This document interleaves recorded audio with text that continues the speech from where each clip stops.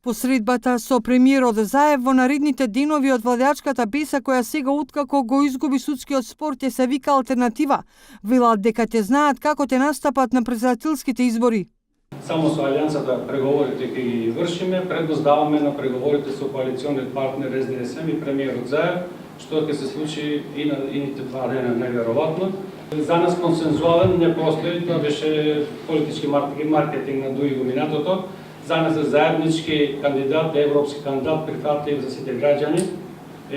Втората опција, значи првата е да биде со коалиционниот партнер СДСМ, втората е да биде со опозицијската партија Алијанса и третата е сами ќе одлучиме за да имаме наш кандидат.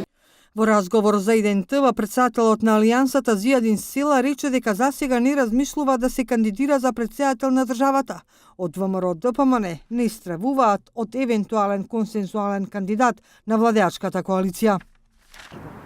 Ние сме убедени дека со професорката Гордана Силјановска и со она што во моментов располага ВМРО ДПМН, меѓутоа и со сите случувања во Република Македонија во изминатите 2 години, дека ќе дојдеме до убедлива победа. Она што и треба на Македонија честитост, токму тоа го носи професорката Силјановска. Првиот круг на претседателските избори ќе биде на 21 април, вториот на 5 мај.